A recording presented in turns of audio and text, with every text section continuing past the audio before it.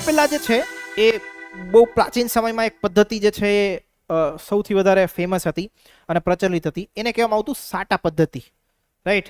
ઇંગ્લિશમાં એને કહેવામાં આવતું હોય છે બાર્ટર સિસ્ટમ. ઓકે, તો બાર્ટર સિસ્ટમની સિચ્યુએશન શું હતી? તો કે ભાઈ ત્યારના સમયમાં પેપર કરન્સી નહોતી, લોકો પાસે પૈસા એવી રીતે નહોતા કે લેવડ દેવડ કરી શકે, રાઈટ. કોઈ એવું સ્ટાન્ડર્ડ બી નહોતું. તો એ સમયગાળા દરમિયાન લોકોએ બાર્ટર સિસ્ટમ અપનાવી. બાર્ટર સિસ્ટમ શું કહે છે? તો કે તમે બધા જાણતા જ હશો, રાઈટ, કે ભાઈ કોઈ વ્યક્તિ જે છે એને ચોખાની જરૂરિયાત હોય, રાઈટ, અને સામેવાળી વ્યક્તિને જે છે કેળાની જરૂરિયાત હોય. બે પાસે આ વસ્તુ હોય, બે લોકો ભેગા થાય, એક્સચેન્જ કરે અને પોતાની નીડ્સ જે છે એ સેટિસ્ફાઈ કરી લે, પોતાની જે માંગ છે એને સંતોષી લે. Okay, that is called as an barter system, right. કોઈ વ્યક્તિ જે છે એને બહુ જ ઘીની મતલબ લેટ્સ સે ઘી જે છે એ જરૂરિયાત હોય. હવે એ વ્યક્તિ સામેવાળી કોઈ વ્યક્તિ પાસે ઘી હોય, આ વ્યક્તિ પાસે દેવા માટે કાંઈ ન હોય પણ પોતાની ગાય હોય, તો શું કરે? એક્સચેન્જ કરી લે, રાઈટ, કે ભાઈ તું મારી ગાય લઈ જા, મને અત્યારે ઘી આપી દે. Okay, that is called as an barter system. Okay, કોઈ વ્યક્તિ જે છે ને પુલાવ ખાવાની ઈચ્છા હોય, સામેવાળી વ્યક્તિને રોટલી ખાવાની ઈચ્છા હોય, તો એની પાસે ઘઉં હોય, ઓકે, આની પાસે રાઈસ હોય, બે એકબીજા સાથે એક્સચેન્જ કરી લે. ક્લિયર થાય છે? That is the barter system, right. એને આપણે કહીએ છીએ સાટા પદ્ધતિ. તો વસ્તુના બદલામાં વસ્તુ આપવી. Okay, that is called as an barter system. હવે બાર્ટર સિસ્ટમના બહુ બધા લોચા હતા, બહુ બધા પ્રોબ્લેમ્સ ને ઇશ્યુઝ છે. ઓકે, એ ઇશ્યુઝને વન બાય વન જોઈ લઈએ. તો કે પહેલી વસ્તુ શું? તો કે માંગનો બેવડો સંયોગ થવો જોઈએ. તમારી પાસે જે વસ્તુ છે એ સામેવાળાની રિક્વાયરમેન્ટ હોવી જોઈએ અને તમારે જે વસ્તુ જોઈ છે એ સામેવાળા પાસે હોવી જોઈએ. આવા વ્યક્તિ તમારે ગોતવા પડે. Okay, right. જેમ કે મારે રાઈસ જોઈએ છે, કોઈ સામેવાળી વ્યક્તિને વીટ જોઈએ છે, તો મારી પાસે વીટ હોવા જોઈએ, એની પાસે રાઈસ હોવા જોઈએ, તો અમારી બેયની વસ્તુ મ્યુચ્યુઅલી ફૂલફિલ્ડ થાય.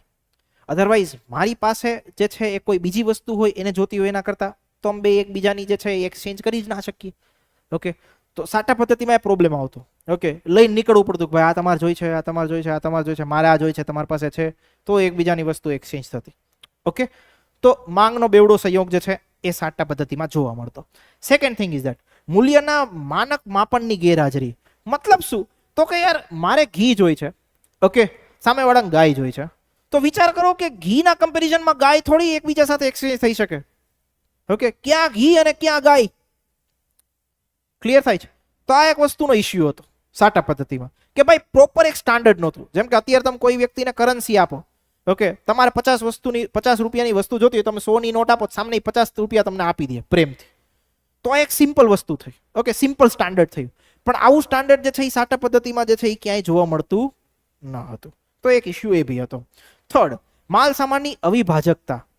ઓકે, તમે કોઈ વસ્તુને જે છે એ ભાંગી ના શકો. ઓકે, જેમ કે ગાય તમારે દેવી, કોઈ ગાયને અડધી થોડી દેવાની થાય. ઓકે, એ પોસિબિલિટી નહીં. ઓકે, ક્લિયર થાય છે? તમારી પાસે કોઈ વસ્તુનું ફર્નિચર હોય, સામેવાળાને ફર્નિચર જોતો હોય, તમારે ઘઉં જોતા હોય, તો તમારે આખું ફર્નિચર આપવું પડે, જેટલા ઘઉં હોય એટલા લેવા પડે. ફર્નિચર કાપીને તો તમે આપી ના શકો. તો એવા પ્રકારની જે અવિભાજકતા છે એ નથી થઈ શકતી. અત્યારની કરન્સીમાં એ વસ્તુ પોસિબલ છે. ઓકે, તમારે 50 રૂપિયાની વસ્તુ જોતો હોય, સામે 100 આપો તો એ 50 આપી દે, તો મતલબ ડિવિઝન થયું. તો એવું ડિવિઝન જે છે એ બાર્ટર સિસ્ટમમાં થતું નહોતું. તો એ એક પ્રોબ્લેમ હતો. પછી સંગ્રહનો અભાવ. તમે જે છે એ ઘી મતલબ લેટ્સ સે સામેવાળી વ્યક્તિને ઘી જોતું હોય, તમારી પાસે ઘી હોય, ઓકે, સામેવાળી વ્યક્તિ પાસે કંઈક દૂધ હોય અને તમારે બેને એક્સચેન્જ કરવું હોય, ઓકે, તમે જાઓ અને સીધું એક્સચેન્જ કરીને લઈને આવવું પડે. સ્ટોરેજ થઈ શકે નહીં. જેમ કે મારી પાસે પેપર કરન્સી હોય, પેપર કરન્સી મારે ખીચામાં પડી હોય, 1 મહિનો પડી હોય, 2 મહિનો પડતી હોય, તો એ પ્રોબ્લેમ નહીં થવાની, કોઈ બગડવાનું નહીં. બટ બાર્ટર સિસ્ટમમાં એ પ્રોબ્લેમ આવતો, એ ઇશ્યુ આવતો કે ભાઈ સંગ્રહ તમે કાંઈ કરી શકતા નહીં. ઓકે, તમે કાંઈ વસ્તુને સ્ટોર ના કરી શકો. પછી તો કે સ્થાનિક વ્યાપાર. બાર્ટર સિસ્ટમમાં only and only domestic trading જ થઈ શકે, મતલબ તમારા એરિયા પૂરતું. ઓકે, તમે એ વસ્તુ લઈને વિદેશ ના જઈ શકો. ક્લિયર થાય છે? ઓકે, અત્યારની કરન્સીમાં તમે બીજા કન્ટ્રી સાથે અલગ રીતે એક્સચેન્જ કરી શકો, બટ ત્યારે એ વસ્તુ પોસિબલ નહોતી. ઓનલી એન્ડ ઓનલી સ્થાનિક વેપાર થઈ શકતો. તો એ બી એક લિમિટેશન હતી. પછી વિલંબિત ચૂકવણી નહીં.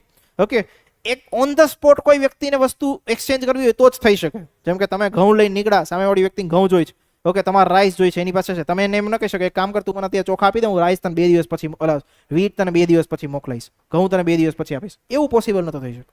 કરન્સીમાં એ પોસિબલ થાય. અત્યારે વસ્તુ ખરીદી લીધી, તમે કહું 1 મહિના પછી પૈસા આપીશ, તો એ વસ્તુ થઈ શકે. ક્લિયર? તો બાર્ટર સિસ્ટમના જે છે આટલા ઇશ્યુઝ હતા. એના કારણે જે છે એ કરન્સીનું ઇવોલ્યુશન થયું, મતલબ કે નાણાંનું ઇવોલ્યુશન થયું. આ બધી જર્ની જે છે એ આખી અલગ અલગ પ્રકારની વસ્તુઓ દર્શાવે છે. બાર્ટર સિસ્ટમથી લઈ ગોલ્ડથી લઈને મેટલ કોઇન્સથી લઈને પેપર કરન્સીથી પ્લાસ્ટિક કરન્સીથી ઇલેક્ટ્રોનિક મની અને ઇલેક્ટ્રોનિક મનીથી virtual currency. That is called as your bitcoin. Okay,